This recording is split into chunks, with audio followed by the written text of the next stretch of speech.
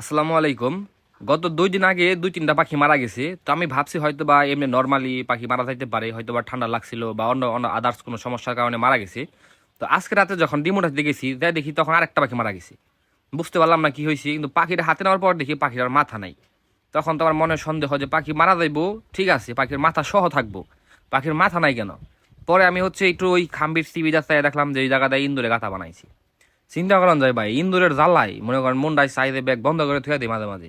খাম্বির মধ্যে দেখলাম যে খুঁটির মধ্যে রক্ত লেগে রয়েছে, আরো কনফার্ম হইলাম যে হয় এটা ইন্দুরের এই কাম। পাখিটারে মাইরা হয়তো ওই জায়গায় ডিম ডিম পাড়তে বসছিল, পাখিটারে মাইরা ওই জায়গায় থেকে মাথা আস্তে আস্তে গাতা বইবে খাইছি। পরে আমরা গাতাটা সিমেন্টে জবিয়া দিছি। ওটা গেছে 2 দিন আগেকার কাহিনী।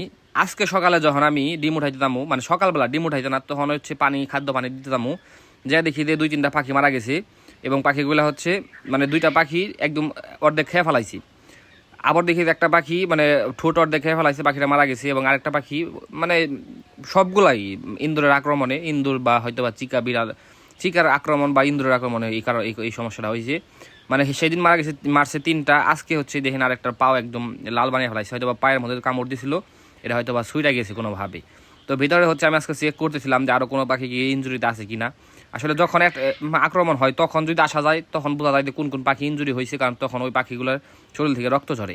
যদি পরবর্তীতে পরে দেওয়া হয় 2-3 ঘন্টা পরে, তখন বোঝা যায় না যে পাখিগুলো আসলে কোন কোন পাখিগুলো ইঞ্জুরি হয়েছে। তো আমি ঘুরে ঘুরে দেখতে পেয়েছিলাম যে কোনো পাখি অস্বাভাবিক আচরণ করতেছি কিনা। পরে দেখলাম যে যে সাইড দিয়ে আমরা গাছা জুপছিলাম তার অপর সাইড দিয়ে আরেকটা ছোট ছিদ্র করছে। মানে ইন্দুরে এক সাইড দিয়ে বন্ধ করলে আরেক সাইড দিয়ে উঠে, আরেক সাইড বন্ধ করলে এক জায়গা বন্ধ করলে জায়গা চেঞ্জ করে আরেক খান্দে বেরোয়। অথচ যে ফুলের ভেতর আমরা পাখিগুলো রাখছি, ফুলুর কিন্তু পাকা করা। এই পাকা ফুলুরই তোরা নিচ দিয়ে আস্তে আস্তে কাটতে কাটতে কাটতে কাটতে তারপরে বেরোয়। কিছুদিন আগে কেসি কল বা শিকার যে ফানগুলো আছে, ইন্দুরের যে ফানগুলো আছে, সেগুলোতে আমরা অনেকগুলো মারছি। এক ভাই আমাদের বলছিল ভাই শুটকি মাছ দিয়ে ফানগুলো পাতেন দেখেন পড়বো। শুটকি মাছ দিয়ে আমরা পাচ্ছিলাম, তারপরে অনেকগুলো আমরা মারতে পারছিলাম।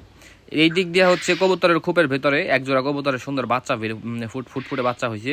কিন্তু বৃষ্টির কারণে সেখানে পানি যায়, অবস্থা একদম কেরাসিন, মানে অবস্থা একদমই খারাপ। বাচ্চাগুলো দেখি যে ভিজা রয়েছে। দেন আমরা বাচ্চাগুলোর আরেকটা অন্য খোপে দিলাম। এবং বাচ্চাগুলো দেখতেছেন যে শরীরে পাখনা মুখনা ভিজা রয়েছে। তো আজকে আমাদের এগুলো ক্লিন করতে হবে। কবুতরের খোপে আমরা যখন কবুতর ঢোকাইছিলাম, তারপর আর কোনো দিন আমরা পরবর্তীতে আর কোনো ক্লিন করি নাই, পরিষ্কার টরিষ্কার করা হয়েছিল না। কারণ আসলে আমরা খেয়াল করি নাই যে কবুতর খোপের ভেতরের কি অবস্থা, আমরা ভেতরে দেখতাম। তবে আজকে মানে দেখি যে একদম অবস্থা খুবই কেরাসিন, অবস্থা খুবই খারাপ। যার কারণে ভেতরটা একদম ভালোভাবে পরিষ্কার করে দিতেছিলাম, ক্লিন করে দিতেছিলাম। এবং কবুতরগুলো সবগুলো বসে হয়ে দেখতেছি যে আমরা ওই কবুতর খোপের ভিতরে কী করতেছি। আর যেগুলোর বাচ্চা আছে, এই যে বাচ্চাগুলো আমরা বাইরে রাখছি, মানে বাইরে সাইডে দিছি। এবং সেগুলো শুধু একটু পর উড়াল দাইতাছি, আবার যাইতাছি, আইতাছি, আবার দিতেছি। এবং সেগুলো আমরা ক্লিন করে সেখানে ভেতরে কাঠের যে ভুসিগুলো আছে, কাঠের তুষগুলা হালকা পাতলা করে দিয়ে দিতেছি, যাতে আবার পরবর্তী যাতে কোনো পানি টানি যদি ভেতরে আসে বা এগুলো যদি মল ত্যাগ করে পায়খানা টায়খানা, তাতে পানির পানি থাকলে ওইগুলো শুষে নিতে পারে। যার কারণে আমরা হালকা করে আপনার যে কাঠের ভুসিগুলো আছে সেগুলো দিয়ে দিচ্ছি খোপের ভিতরে। তো দেন সেখান থেকে যাওয়ার পরে আমরা গেছি পোল্ট্রি ঘরের ভেতরে। যাই দেখি যে শুধু যে 4-5টা মারছে তাই না, আরেকটা পাখি খাঁচার ভেতরে থেকে, মানে ভেতরে থেকেই কীভাবে জানি মাইটা সেটারে অর্ধেকখানি খাই থয়েছে ভিতর দিয়া। এবং কবুতরগুলো দাঁড়িয়ে দেখতেছে এগুলা। এবং খাদ্যের আমরা বস্তা রাখছি, খাদ্যের বস্তা আমরা দুই পরত করে রাখছি, একটা এই সাইডে এক কাপ আর আরেক পর রাখছিলাম ওই সাইডে। 2 কাপের মাঝখান দিয়ে ইন্দুরের ডিম নিয়ে মনে করেন যে একদম ডিমের গুডাউন বানিয়ে ফেলাইছি। এবং 2টা খাদ্যের বস্তা একদম কাটা ফেলাইছি। আমরা অনেক চোখে রাখি, অনেক চেক করে রাখি, তারপরে মনে করেন যে ইন্দুরের জ্বালা একদম অতিষ্ঠ হয়ে গেছি। দেন সেগুলো সব কিছু ক্লিন করলাম সুন্দর করে। এবং আজকে মিনিমাম 5-7টা কিছু কল পাতম ইন্দুরের লিগা, মানে 5-7 জায়গায়।